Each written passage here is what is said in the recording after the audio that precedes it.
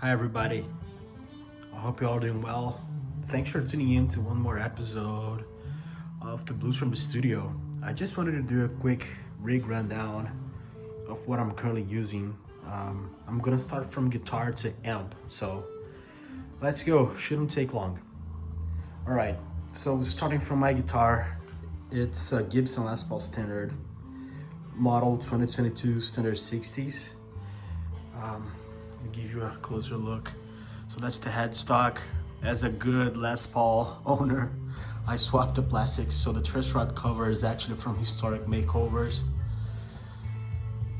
Coming down here, I also changed the Switchcraft washer. I changed the Switchcraft tip. I changed the pickup rings. They're like properly like the brighter, like ivory, bone, whitey mounting rings. They're not the cream standard ones. I also swapped the pickups. I have Seymour Duncan Antiquity humbuckers. They sound amazing. To me, it was a huge upgrade from the whatever burst bucker they had in there. I think it was 61 rhythm and treble. I also swapped the knobs to make it look more classic, because the Standard 60s has the reflector knob, and I really like the top hat golden knobs. Yeah, it's really good. Sounds amazing, plays amazing. I like the thinner neck. 10 out of 10 guitar. I'm not buying another one anytime soon because I just like playing this one. Okay, moving on to the next one in my chain is a vintage germanium fuzz pedal. This one is really interesting. It was made by Michael Sackler. His company is called Echolux, and he happens to be my guitar instructor. So if you're watching this, hi Mike. This pedal is really interesting. Mike has been making those for about 28 years now, 29. He uses new Woodstock germanium transistors. So it sounds amazing. It's really responsive with your volume knob, which is something that it's hard to find on a pedal nowadays. If you stomp on them, they give you one sound and that's it. But you can truly explore the volume knob in your guitar with those pedals on, so it makes it really interactive and interesting to play. This pedal has a few features.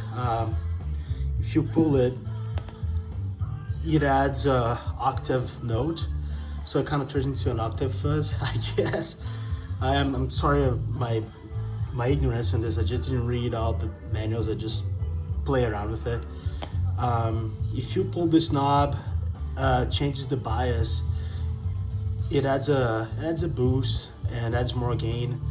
That's what I like to use. And this is the treble. If you have it all the way up, that means it's not taking any treble from your signal. So that's what I like to have. And I have it pulled because it cleans up the pickups a little bit. As you can see, I like to use both pickups engaged. If I'm just playing the bridge pickup, then I have that knob down because I don't really want to clean that pickup. But the neck pickup can get very muddy, so I like to have the knob around like 8 on the neck pickup, 8.5, and I like to have this knob pulled so it cleans up a little bit. Next in the signal chain is just a really simple reverb. Found this used. It was cheap and it's really good. It has spring, hall, room, and flurb. if you read about the Holy Grail, you're gonna see the flurb setting. So kind of funny. I don't use it, but it's just fun to have. This is the plus. You can select the blend between like your dry signal and the reverb signal. Amount is just like the tail, and reverb is just the mode. It's really good pedal. I like to play the blues, so I just like to have some reverb, especially playing in an apartment at low volumes. And your sound can sound like kind of small, so the reverb adds some space and makes it sound a little nice. So I like it. It's a feature that I like to have. So yeah, moving on. Last but not least is my amp. This is a late 70s Champ. It sounds absolutely amazing. If you watch my first video, that's the sound I pretty much have for Hideaway.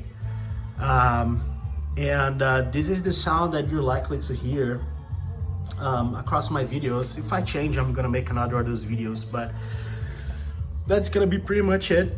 About the Champ, this guy has been modified for a tweed circuit, but I don't know what that means. I want to have Mike go through it. He's also a amazing technician. He's a specialist, so I wanna hire him to go through the circuit, see what has been done. I know that the treble and bass knobs don't work, so that means the circuit has been bypassed. We're talking about adding a push-pull knob, like maybe to the bass or treble knob, and because if I pull, I can have the tweed circuit, and if I push, have the knob down, I can have the silver face circuit. I made a few modifications. Well, just one modification so far, really. I swapped the speaker. The stock speaker was a ceramic one, and I like the Alnico. And it has rib cones, so really bright, but it's the Alnico bright, it's really warm. It's really good treble. It sounds amazing, and something I want to do in the future is buy new wood stock tubes for this guy.